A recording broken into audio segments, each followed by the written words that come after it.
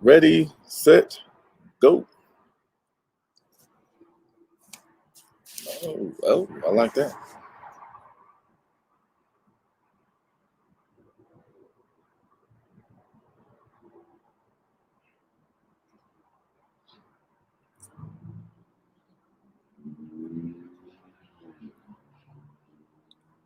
Testing 1 2, testing 1 2.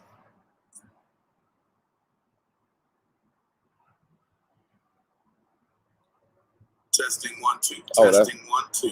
That is super clear. All righty, I guess we can go ahead and start. What's up, everybody? Thank you for showing up, tuning in, and I guess let's get into it, because today, don't forget to hit that like button as you come in. Don't forget to share, because notifications are not running as they should, as well as don't forget to hit one of the donation links to keep us going and keep us growing. And I love all you guys. But today, as you see in the description, I actually am doing this video. Again, it's in response to the question from Officer Kelvin Dingle of why? Why? Because he's so tired of people not saluting him. He's so tired of people not saying hey to him. He's so tired. All right. Well, I want to give you a couple, because I'm going to also get into what is deemed lawful or justifies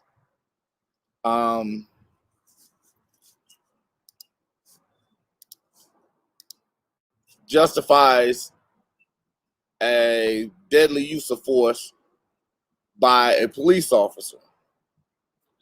Now, most of you actually remember last couple of weeks I've actually been talking about the Andrew Brown case that happened in Elizabeth City. The police officers were actually executing a search warrant for drugs, which everybody seems to forget that's what the search warrant was for, and that nobody is talking about drugs because pretty much there were no drugs found. They also made mention of videos, multiple videos of supposedly or allegedly Andrew Brown Jr. selling drugs to people, which, again, it's another video they didn't show. And they're refusing to release more than 2 hours of video or body cam video. They've seized and redacted the neighborhood video that was on, I believe it's somebody's Ring doorbell. They actually got that video and then they edited it so you cannot go beyond when they're first pulling up and they're blocking off the street, and they cut the audio so you can't hear when the gunshots start, which are pretty much immediately. And then they promised the family that they can see the video, but only after all the officers in those videos are hidden. And out of the 2 hours, they were only allowed to see 12 minutes of manipulated video and redacted audio. The DA has since then, DA Womble, has called the shooting justified. Now, and he's also made several mention of today's current policing climate. And if the shooting's justified, according to law, according to what I'm getting ready to read you, he wants the police to be seen in a different light. Why not show this justified shooting? He has no problem with going on and calling people liars that have seen the video. He also has no problems with stating everything that the officers did was 100% lawful. He has no problem stating in that. But what he has a problem with is showing it. Has no problem coming out saying there's other video. Has a problem showing it. And then we go into the inst of, if they're supposed to be the good guy, they're supposed to be doing the right thing, we're supposed to trust them because they're in uniform, why are they hiding everything they do? If you want people to change perception of you, Why are you fighting against them to show something that you are saying is correct? Because the one thing about it is the simple fact that if it's correct and you want to change the narrative of how people are perceiving it, show it. Because now at this point, it's public. The conversation is public. You actually took someone's personal video and then edited it and then showed that. But why not show the video from those police officers who did the right thing? But I guess we're supposed to just trust you, take your word for it, yada, yada, yada. Anyway, but then we go down to Miami Gardens. 30-year-old Jordy Jans Martel. Now, the thing that I found interesting about this was the simple fact that Jordy was off duty at the time he did this. Oh, stay out the shadow. I'm sorry. I apologize. But Jordy actually was off duty. And while he was working, I guess, as a bouncer at this point, he had a confrontation or an altercation with the young lady. In the midst of being with the young lady or trying to, I guess, calm her, whatever the situation was. Because the funny part about it was the fact that if it wasn't for the video that later came out, we wouldn't know what happened because Jordy, the police officer, wrote in a sworn statement a complete fabrication. You know, layman's terms, he told a flat out lie about what had happened. In the midst of telling this lie, he then put his knee while the young lady was laying on her back, right here into her neck, while she's pregnant. While his knee was on her neck, while she's on her back, he then tases her on her stomach while she's pregnant. Miami-Dade Police Department has come out and said that is against policy. That isn't any means of how you're supposed to do the job properly. And he was charged with battery. Funny part is, but we're supposed to trust him because he wears a uniform. We're supposed to believe the things he's doing because he's wearing a uniform. We're supposed to accept that he's doing the right thing, even though he told a flat out lie in the events, and had the video not surfaced from the club he was working at off duty, the lie would have stood. Go to one of my favorite places. Not sure if you guys remember, but in 2019, I took a trip through Phoenix and Arizona, went to California, and while in Phoenix, I picked up a newspaper. I posted the newspaper. And the newspaper actually spoke about how Phoenix Police Department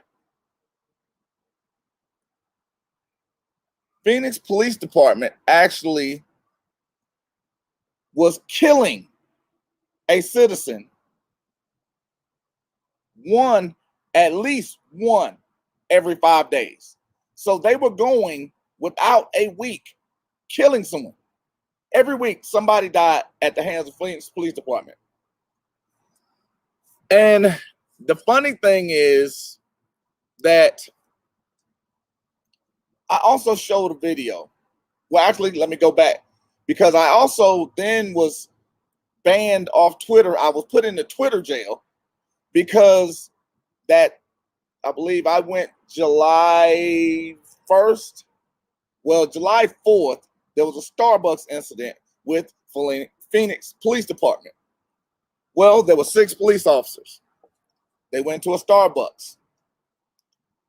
Multiple young ladies that were in Starbucks, where the police officers were, asked the manager, could you ask these police officers to either go to a different section or have the coffee outside or take it to go. One young lady actually offered to pay for it because, again, she's asking them to do something. The manager then go over to ask the police officers, hey, could you change sections a little bit? Because the people around you are nervous about your presence. Well, in the midst of that, the police officers made a choice to leave because they were making the people uncomfortable. And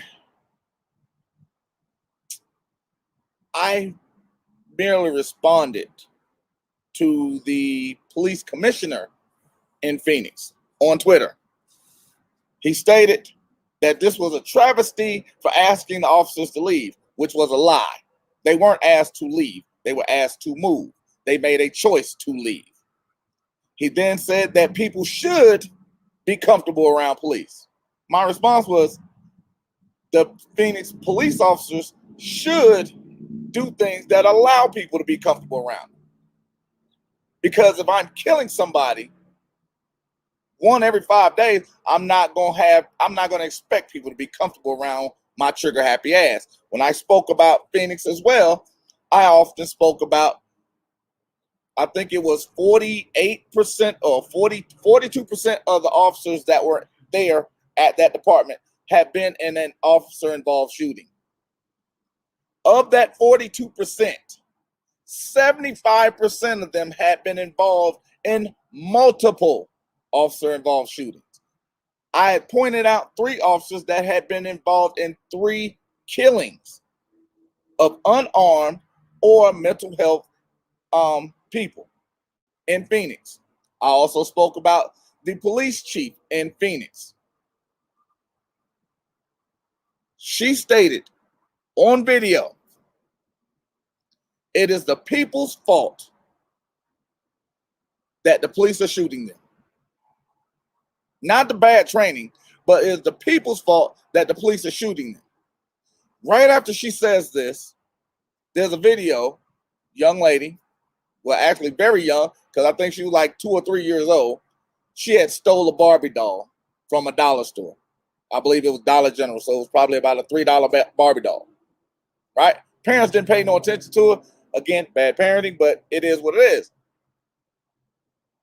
4 Phoenix police officers jump out on this family for a $3 Barbie doll. They run out with their guns drawn, yelling, I'm going to blow your effing head off. And if you don't remember this or you don't believe me, I have a channel called Supreme Talk. The video is still there. The video, if you want to see it, because I don't know how to play it on StreamYard yet,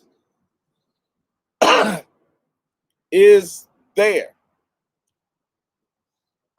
Goodness. Now, the funniest thing about this whole situation was it wasn't the police who were trying to de-escalate the situation. It was the people filming it that was trying to de-escalate the situation. But these people that we're supposed to be comfortable around, these people we're supposed to believe in, because they're wearing a uniform, they're supposed to be good cops. These cops lied about the entire encounter. They stated they weren't using profanity, which everybody else's video other than theirs, you could hear them clearly saying, get out the effing car or I'm going to blow your effing brains out for a $3 Barbie doll. They're telling him, hey, calm down. You need to calm down. Not that serious. Oh, we didn't kick him. But then there's a video showing the officer kicking the man who was damn near doing a split while in handcuffs. But again, we're supposed to believe them. We're supposed to trust them.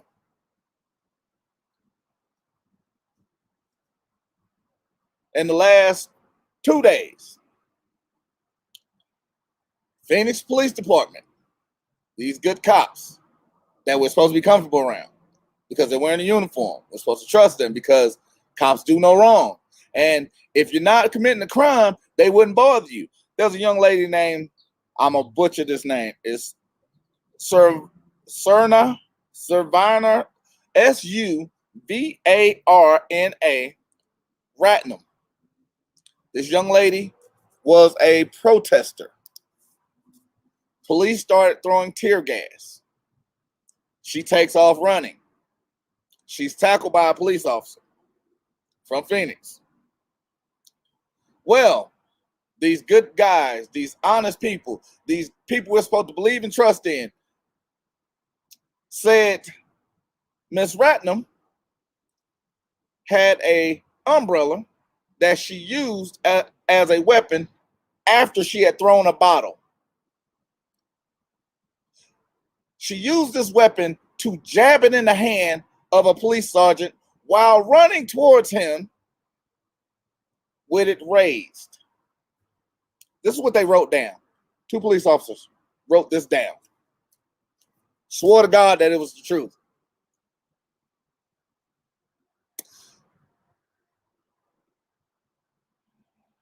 Then this video shows up.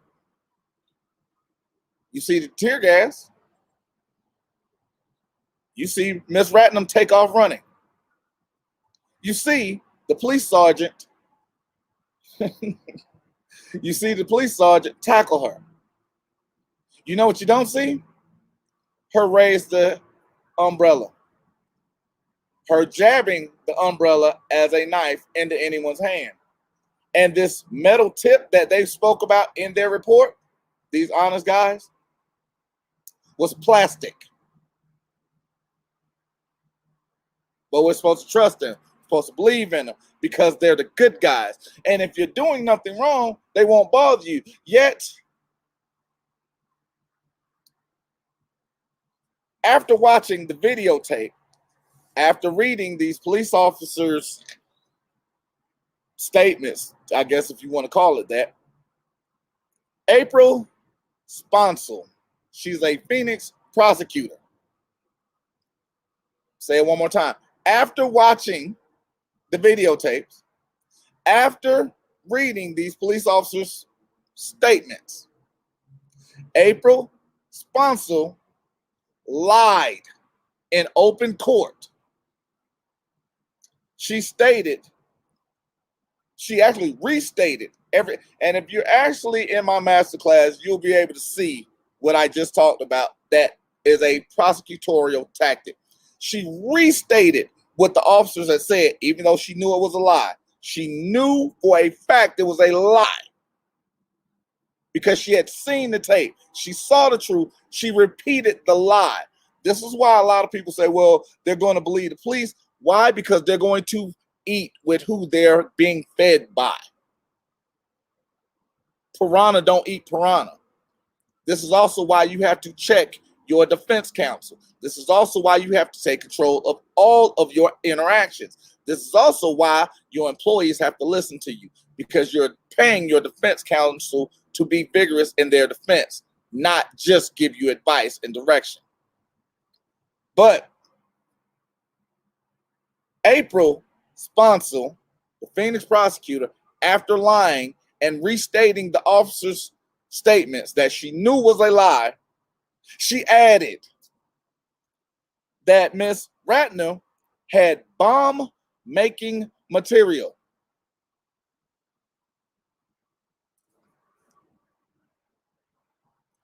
Say that one more time.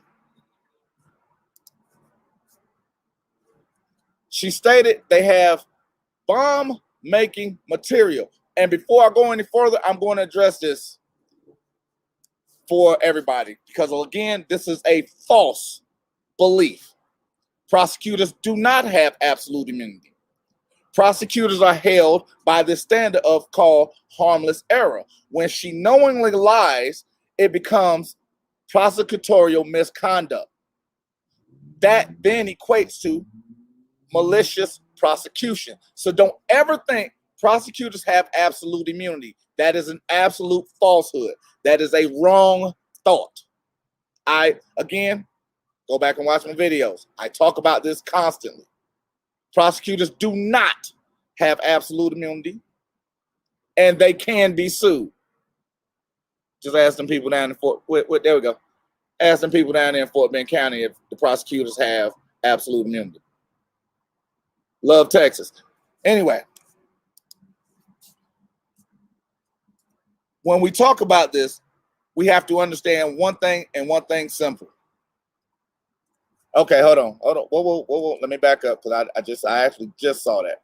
I apologize about this, Rob. What if they have no video, but the lies are in their report, and I have no trust in these servers? Now, here's the thing, because me and Robin have been working over a year now, because her case has so many moving parts. With Robin's case, the involvement went from one police officer to another police officer, from a prosecutor to even the defense attorneys. Say that one more time.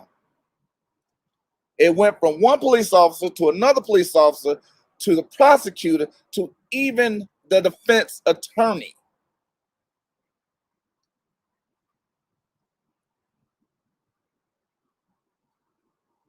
These are the things where unfortunately, it takes so much time, because the moving parts and the evidence. And my God, do I have so much stuff that has come over from Robin, because putting this together is monumental for the most part. But I was looking for some stuff in which you guys also know there are other police officers that have been let me stop real quick. When a police officer is found to have lied in a report, that is something that prosecutor must now acknowledge every time that police officer is involved in something. There's a police officer, I believe it's in Fairfax, Virginia, where he's only been on the force maybe 4 or 5 years, yet he's got over 400 cases that are possibly being overturned. Why? Because he's involved in them. There are other connections that can be linked to that, but just him being there is a liability. This is why nobody trusts cops, because you will keep allowing this. You'll keep allowing this stuff to go on for just years, and nobody says anything or corrects behavior.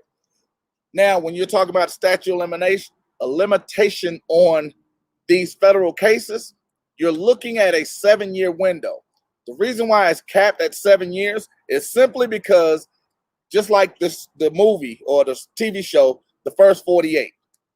The First 48 is generally, after that, you need somebody talking.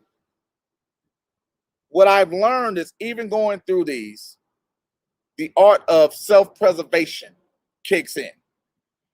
Because I'm not going to stick my neck on the line or lose my life or wife because you are doing fuckery. That's one of the things that is relied on after a certain amount of time. That's also one of the things that you have to go into, and you have to study line upon line, precept upon precept. And when you're going through these, you have to comb through and not only look for what is there, but what's not there. And you also have to make sure that when you're giving one statement, that it coincides with another one. Because if there's a small discrepancy, those things have to be pointed out. Because even going through this, you have to, in one case, you get something on this end that relates to something on the other end. So you have to keep pushing forward. Now, when you talk about criminal immunity, piranha don't eat piranha. The only thing you can control is the things you control.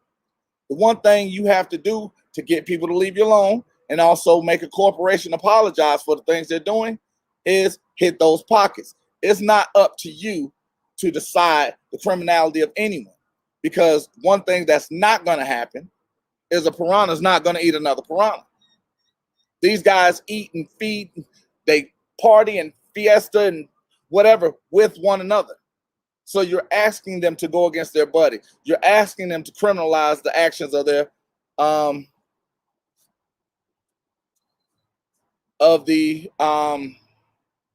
their friends. So these are things that have to be recognized. And Robin, his is also 7 years, and he's going to need Medical records.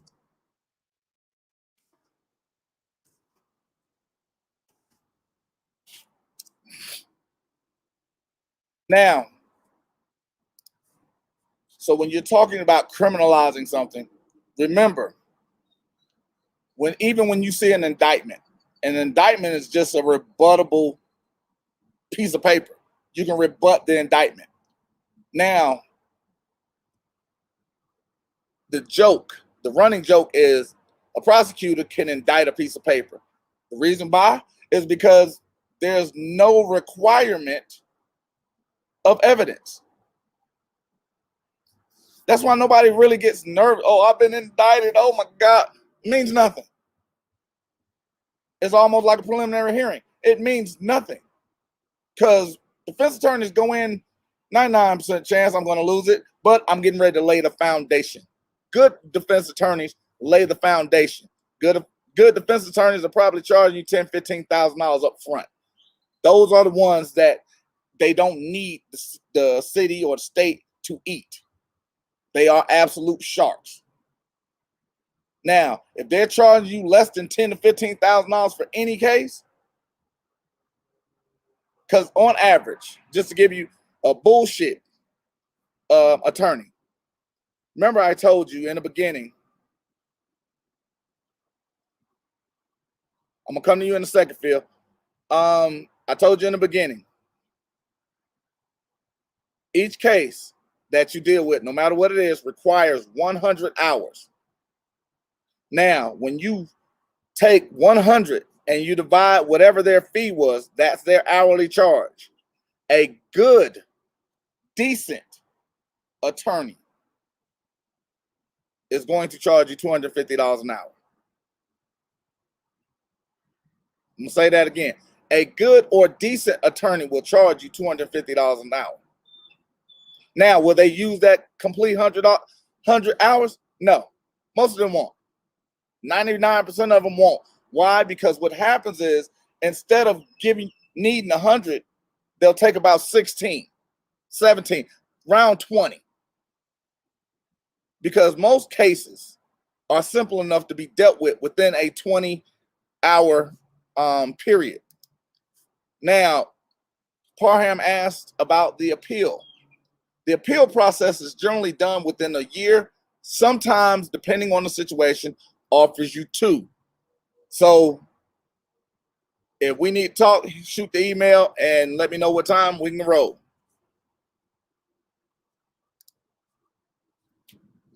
And absolutely. So, I can't pronounce your name, but that also lets me know you don't listen to me very well, or you haven't listened to me enough. You need to go back and start watching videos, listening to the podcast, because I constantly state that there is not a war on everyone. There's not a war on a skin tone. There is a war on the poor and perceived poor. And I gave examples of that. I talked about those things. And yes, because when you have a country where 80% of its occupants live below the poverty level or paycheck to paycheck, missing one paycheck offers them an opportunity to apply pressure, which is why most people don't use the tools of which is in my masterclass, weaponizing your defense, because I'm going to give you bits and pieces here. I'm just not going to give you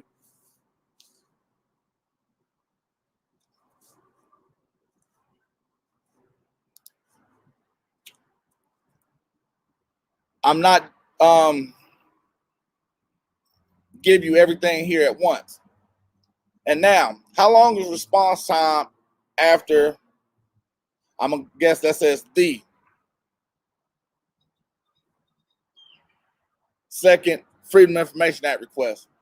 After the second Freedom of Information Act request, it's a 20 days.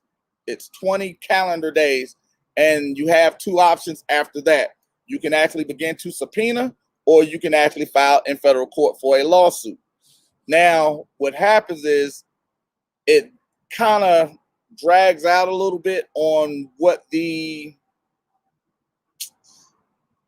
how you would go about it, because again, it's part of the process, but it can, depending on your response to the process, elongate it. Now, understanding the rule of jurisdiction. The rule of jurisdiction is done depending on the aspects of the allegations. So I would need more to give you a complete answer on that. And if y'all gonna start asking me a bunch of questions, y'all need to start hitting that Cash App. The links are in the description. And that's also a great notification. A good attorney set up cases not only to win, but to win on appeal. Because the one thing I did whenever I was doing the RICO, because like I said, it was a point of arrogance. I was like, the only way they're going to beat me is if they steal it from me. And they have stolen it from people. That's why I tell people, don't worry about the battles, win the war. You have a mindset on winning the war. What is your level of justice? These are the things that you have to understand. You have to be ready to move forward on. These are also the actions that you have to be ready to partake in. But I went through that to go through this because I actually thought it was interesting. Because when you're looking at the option for a police officer to use deadly force, I didn't know there was an absolute, I guess, federal section for this.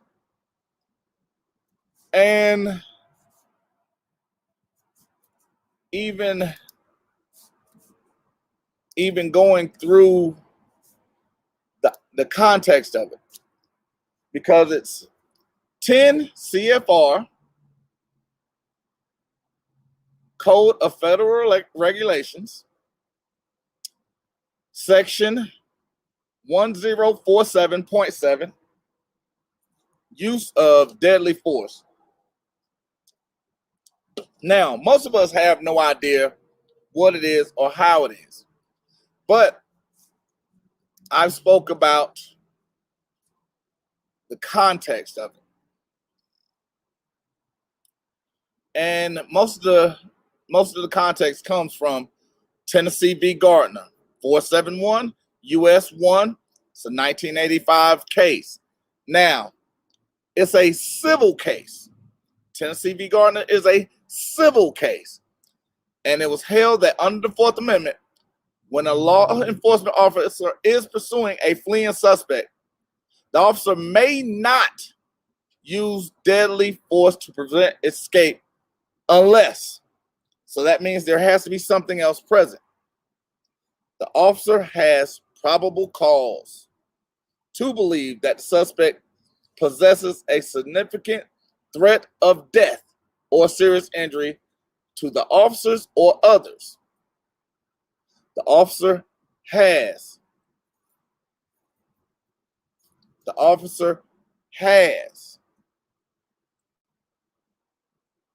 Law enforcement officers pursuing an unarmed suspect may use deadly force to prevent escape only if one of those huge, damn bird sound like it was huge over there. Only if the officer has only if the officer has probable cause to believe that the suspect possesses a significant threat of death or serious injury to the others. It goes on when you're reading deeper into the text that they have to be using something other than the vehicle as a weapon. So the officer has to have probable cause, has to have it. So this, because even when they say has to have it, to believe, in order for them to justify a belief, there has to be something tangible. Now, when I go back, I believe it was, I don't know why Malloy v. Hogan just popped in my head, but there was a court case that I gave out. It might be that one, might be another one, that a police officer doesn't even have the capacity to determine what probable cause is, which is why they need your consent or a warrant, which would be the consent of a magistrate or of a neutral magistrate, because they are not reliable enough to determine what probable cause is.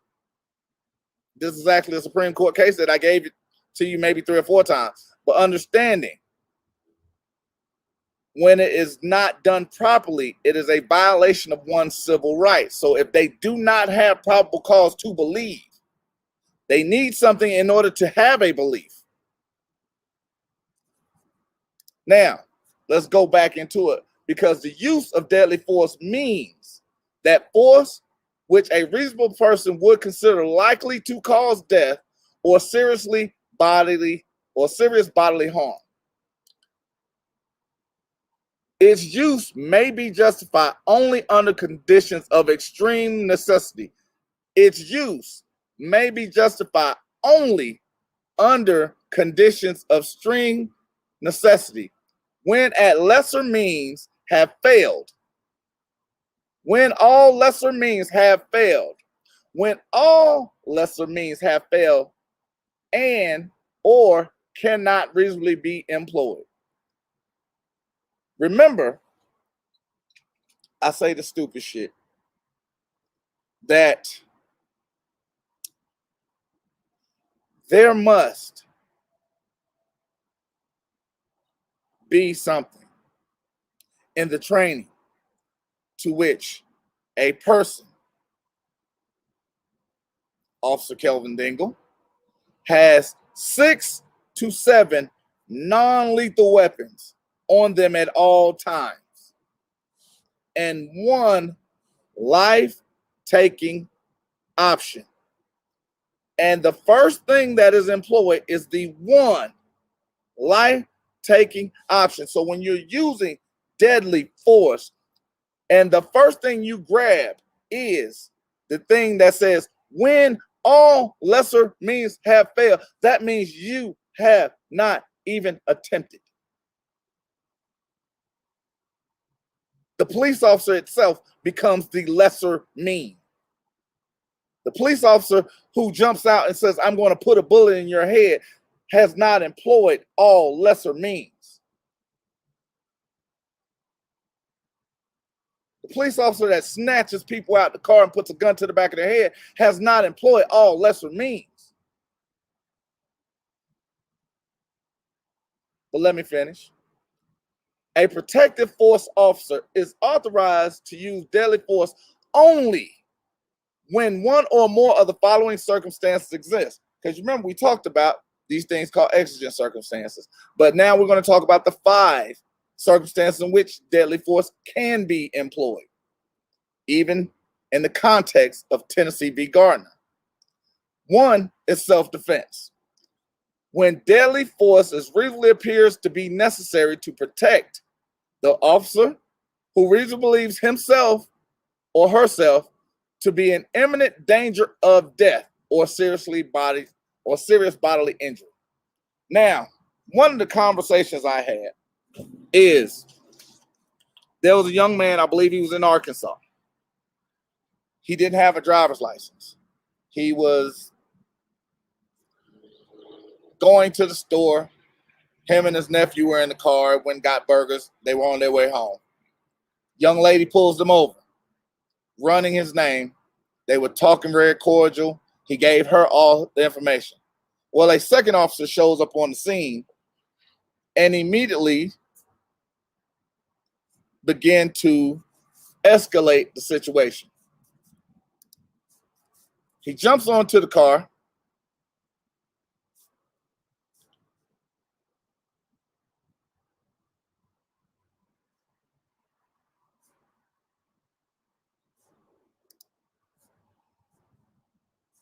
He jumps onto the car, and then the young man proceeds to drive off. Why? Because when the officer jumps onto the car, he pulls out his gun. He then shoots the driver and kills him. The officer yelled out, well, I was in fear for my life. Here's why that did not fly.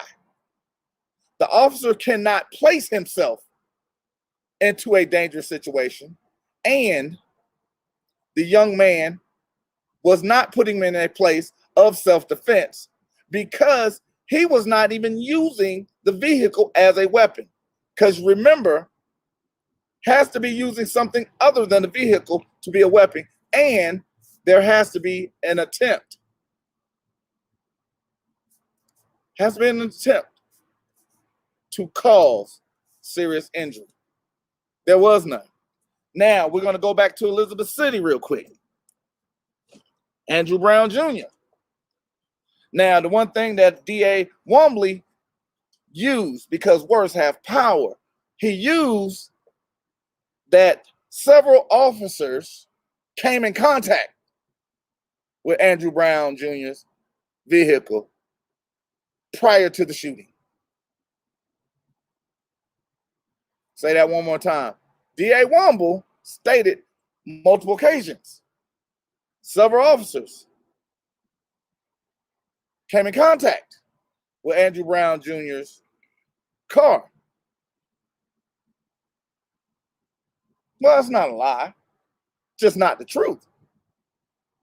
Say that one more time. It wasn't a lie, it just wasn't the truth. Several officers reached out to Andrew Brown's car and came in contact with it. The officers put themselves in harm's way to use that as an excuse to pretty much execute Andrew Brown Jr., which is why they can't release the tape, because he put out the verbiage. Several officers came in contact because he wanted to imply that Andrew Brown Jr. used his vehicle as a weapon against the officers, when in fact, according to Tennessee v. Gardner, it has to be using something other than the vehicle or targeting those police officers, which they could use the grounds of self-defense, which throws that out, which is why he can't turn that over. 2, serious offenses against person. When deadly force reasonably appears to be necessary to prevent the commission of a serious offense against a person in circumstances presenting an imminent danger or death, sabotage of an occupied facility by explosives. Now, we're going to go to the Phoenix conversation. But before I do that, I'm going to give you an answer on the absolute power corrupts absolutely. That statement is correct. The problem is, I gave you guys the 6 rungs or the 5 rungs of the system. The top rung is the people. Why? Because the people vote in the prosecutor. The prosecutor helps establish the policing force. That sets up the defense, who also works for the people. The judge is voted in by the people. So the top ring is the people. The problem is the people that don't fight back, 95% of them. So the 5% that fight back, you then go to part 2, the police. We know what? The police are not educated. They don't follow law. We know that they have a fiduciary duty to you, the public. So that means they don't have any power you don't give them. So who's more powerful, you or the police? That will mean you. It is not our darkness that frightens us the most. It is our light. Then we go down to the prosecutor. We know the prosecutor doesn't care about any evidence. They don't even care about the truth. We're even rolling with 2 prosecutors that completely fabricated or created a narrative that was outside the guidelines of truth, because they don't care about the evidence. They want a conviction because it's about revenue generation. And then we have these defense attorneys that aren't vigorously defending. Most of these public pretenders only spend an hour or 2 on every case they deal with. Why? Because they're flooded, because life is being criminalized. So when we don't have vigorous defenses,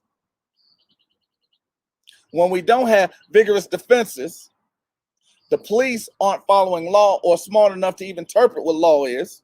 The prosecutor doesn't care about evidence. The judges flow with whoever's going to operate with them the most. So my question again becomes, who has the power? You have power as long as you choose to exercise it.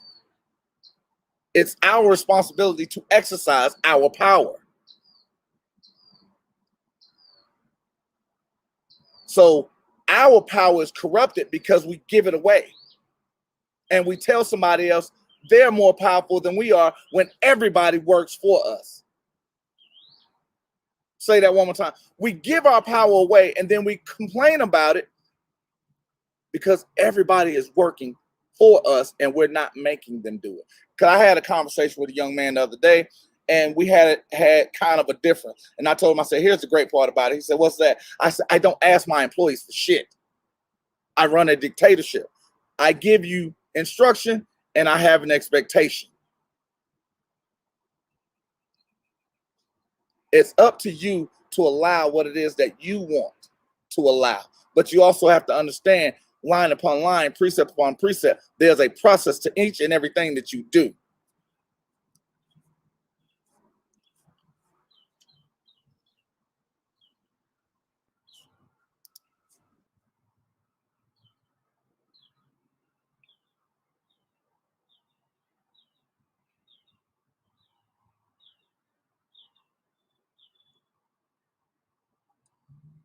And that's what's up, Constitutional Auditor. Now,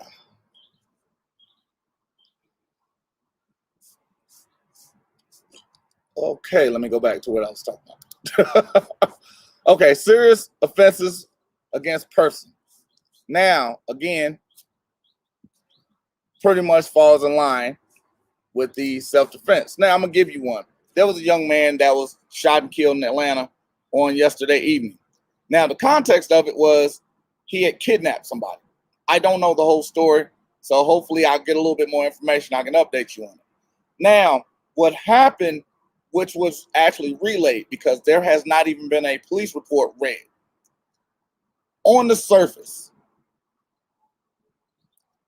young man crashed, got out the car, took off running. Police shot him in the back.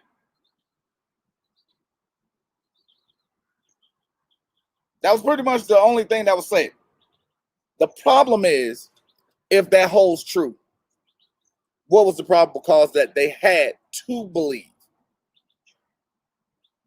That we know that they don't have the wherewithal to determine what it is, even if it is probable cause or not.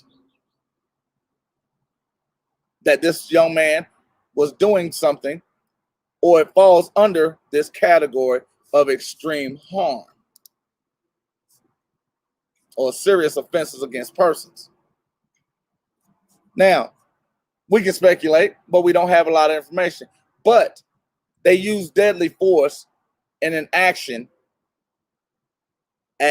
on just its surface against a person.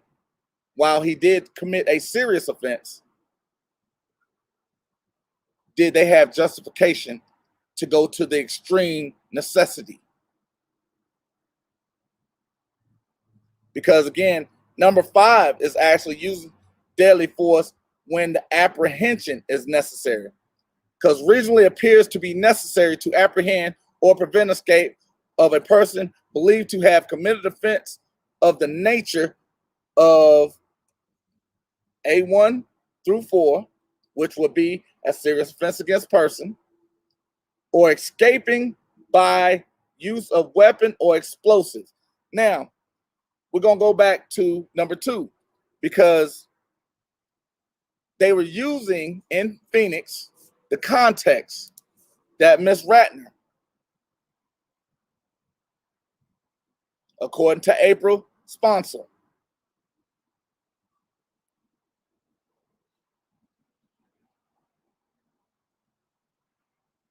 she was using an explosive device, or she had access to an explosive device, which nobody saw.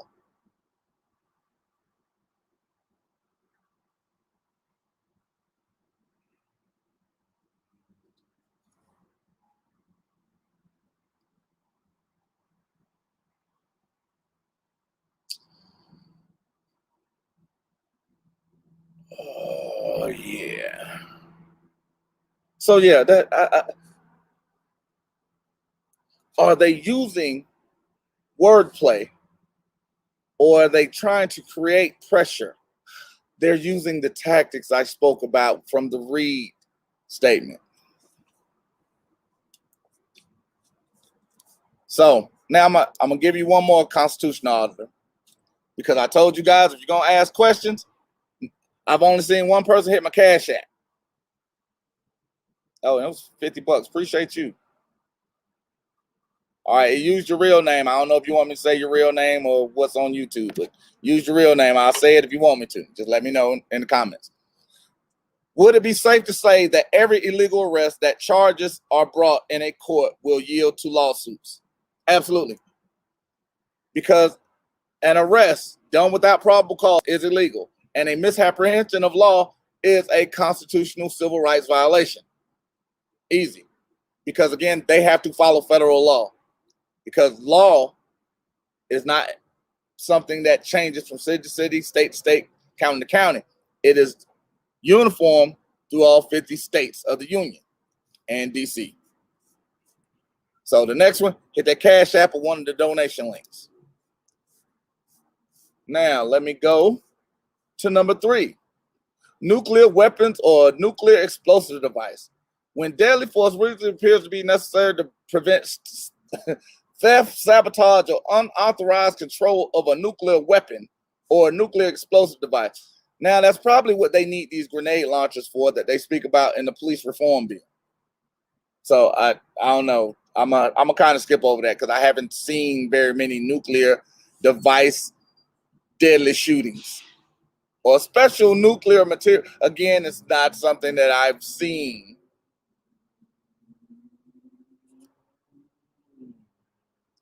Now, it goes on to a part B for the necessary use of force, and it calls involve firearms. It becomes necessary to use a firearm. The following precaution shall be observed. A warning, order to halt, shall be given if feasible before a shot is fired. This is generally something that you're yelling before they even get out the car.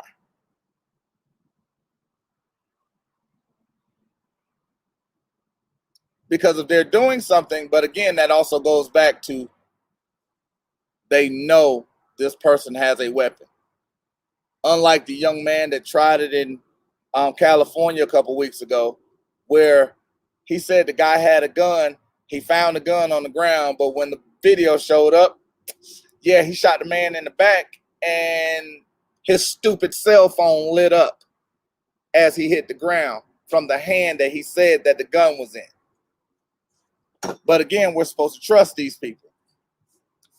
Or we talk about Mr. Kelvin Crawford, who was involved in multiple traffic wrongful arrests.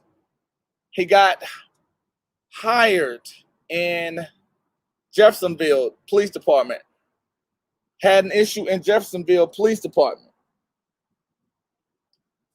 And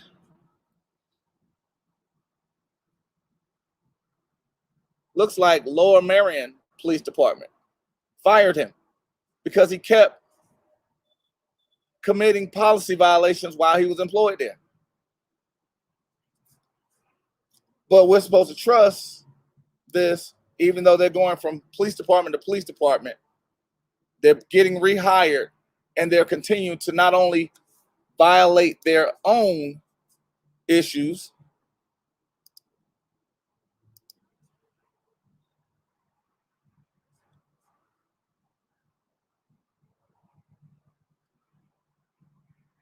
but we're supposed to trust the fact that they're doing it the right way. Now, I'm actually going to open up. And what's up, Jengy? You're only an hour late, but I understand why. Or excuse me, 54 minutes late, but that's all right. And Parham has actually been a masterclass member since the inception of the masterclass. Like literally, I think you're on 9 months or something like that. So yeah, join the masterclass. Let's keep going. Let's keep growing. We had a couple new members, and I just heard it. Hold on. Robin, thank you, Robin. Robin sent 20 for her questions and to support the channel. Still, okay, hold on.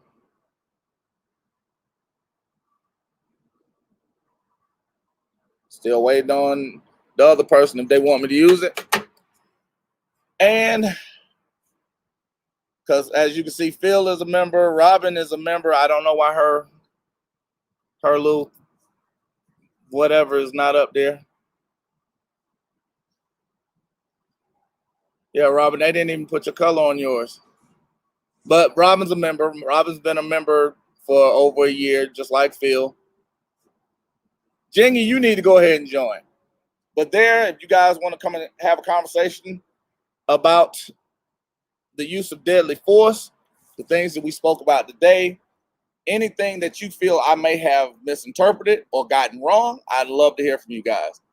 Because at this point, when you have an officer like Officer Kelvin Dingle, who said he's been on the force 20 years, he's having these issues, but he's still wondering why. Oh, my bad. Oh, there we go. There we go. Boom. There we go. There you go. Y'all got to see my face. Got to burn a little bit. But it's the whole point of having an opportunity to find a way to be greater. Because we as a people, if we want change, we have to be the source of that change. Damn all this marching and I want change. No, fuck all that. We actually, when we sign that contract and we get that date to show up in the arena, that's where we fight at. We go in, we understand what a vigorous defense looks like. We help prepare that vigorous defense. We show that we're not going to be afraid. We're not going to back down. We understand what tactics they're going to use. We understand the methods of what they're doing. We understand the outcome of what they're looking for. So these are things that we can not only, once we know, we can exploit, but we can actually push against. Because for every move, there is a counter. These are the things that we have to do, we have to know in order to employ.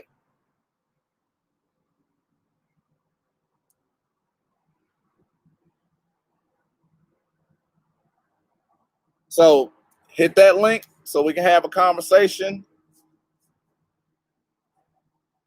Hit one of the donation links to help the channel keep going, keep growing. And hell, it's up to you guys now. What do y'all want to talk about? Because today I will be doing, actually I will probably be doing another show, but it's going to be done on Wirecast. And being done on Wirecast is going to be a little bit more straightforward, blah, blah, blah, blah. But it's